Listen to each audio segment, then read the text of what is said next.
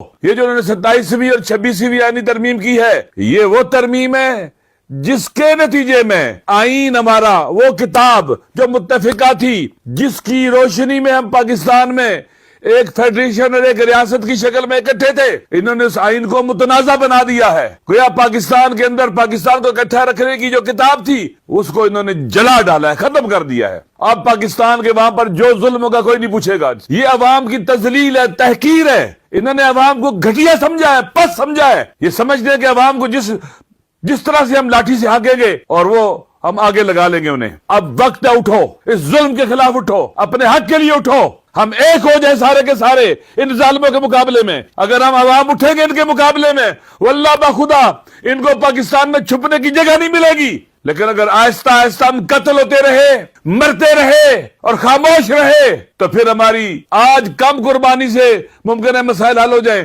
کل بڑی قربانیاں دینی پڑے گی، ہماری آئندہ نسلوں کو بھی بھگتنا پڑے گا۔ ہمیں 1973 والا پاکستان چاہیے، اس آئین والا پاکستان جو متفقہ تھا۔ اب یہ پاکستان وہ نہیں ہے، اب سٹینڈ لینا ہے، کھڑے ہونا ہے۔ میرے گھر میں بیٹھی مائیں بہنیں، آپ کے گھر کے چولہے نہیں جلیں گے، مہنگائی بدترین شکل میں جائے گی، کسانوں کو حق نہیں ملے گا، غلام ہوں گے، غلام ہم سارے۔ اگر غلامی قبول ہے چپ رہو، اگر عزت چاہیے کھڑے ہو جاؤ، ذلت چاہیے چپ رہو۔ اب بولنا پڑے گا ان کے مقابلے میں، ہم نے آگے بڑھنا ہے، اس وطن کو آزاد کرانا ہے، بے گناہ جیلوں میں جو قیدی ان کو آزاد کرانا ہے۔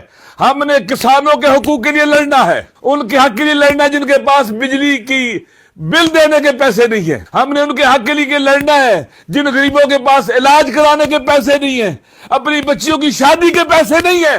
ہم نے ان کے لیے لڑنا ہے، ہم نے ان کے لیے لڑنا ہے جنہیں غلام بنا کر ان سے بیگار لی جاتی ہے اور ان کو مزدوری نہیں ملتی جتنی ملنی چاہیے ان کو۔ اس لیے ہم نے اٹھنا ہے دوستو، ان طاقتوروں کے طاقت کے گھمنڈ کو توڑنا ہے ہم نے۔ یہ جو بت تراشے گئے ہیں استثناء کے ذریعے، ہم نے ان بتوں کو توڑنا ہے۔ اس لیے ہم سب نے نکلنا ہے، یہ ہم سب کی ذمہ داری ہے۔ قرآن اور سنت کے بھی خلاف ہے کسی کو استثناء دینا، یہ استثناء جائز نہیں ہے، یہ باطل ہے، قرآن اور سنت کے خلاف ہے۔ اور جس نے بھی اس آئینی ترمیم کو پاس کیا جو قرآن اور سنت کے خلاف اس کے اندر بلز موجود ہے، لہٰذا ایسی آئینی ترمیم کو ہم سب کو ریجیکٹ کرنا چاہیے، احتجاج کرنا چاہیے، پرامن احتجاج، پاکستان سے لے کر پوری دنیا میں جہاں پر لوگ موجود ہیں۔ یہ سب کا وطن ہے، یہ ہماری مادر وطن ہے۔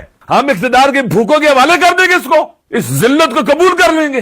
ظلم سہنا بھی گناہ ہے خدا کی بارگاہ میں۔ ہم نے ظلم کے آگے سر نہیں جھکانا، ہم نے ظلم کے آگے سر اٹھانا ہے، سر بلند کرنا ہے اور ان اقتدار کے بھوکے بزدلوں سے اپنے وطن کو آزاد کرانا ہے۔